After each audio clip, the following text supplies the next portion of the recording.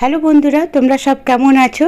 ইলিশ মাছ সবারই প্রিয়, বাচ্চা বড় সবার, কিন্তু বয়সের সাথে সাথে সর্ষে ইলিশ হজম করাটাও একটু সমস্যা হয়ে দাঁড়ায় আমাদের মতন যারা গ্যাস অম্বলে ভুগছে। তাই আমি আজকের কিভাবে রান্না করেছি সেটাই তোমাদের কাছে শেয়ার করলাম। কড়াইতে সর্ষের তেল দিলাম, নুন হলুদ মাখিয়ে ইলিশ মাছটা হালকাভাবে ভেজে নেব।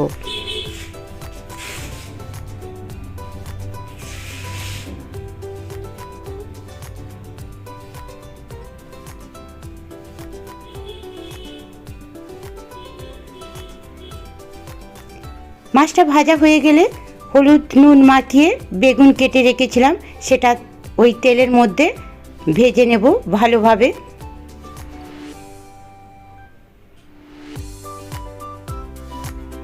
বেগুনটা ভাজা হয়ে গেলে সেটা তুলে নেব। ওই তেলের মধ্যে কালো জিরে দিলাম, কুচিয়ে রাখা আলু দিলাম। যারা না চাইবে আলু দিতে না দিতে পারো, যারা বেগুন না চাইবে তারাও না দিতে পারো।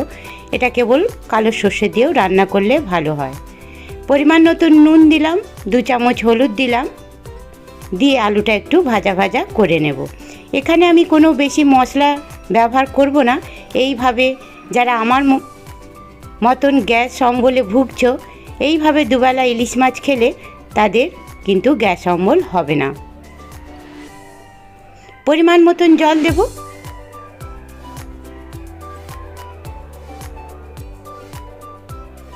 ভাজা বেগুনগুলো তার মধ্যে দিয়ে দিলাম।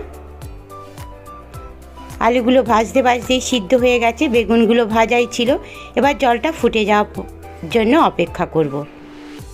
জলটা ফুটে গেছে, ভেজে রাখা মাছ এবং তার সঙ্গে কাঁচা লঙ্কা চিড়ে দিলাম।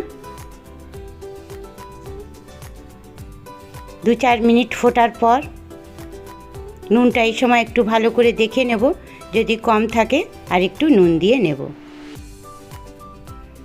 এইভাবে ইলিশ বেগুন আলু দিয়ে পাতলা ঝোল খুবই টেস্টি হয়।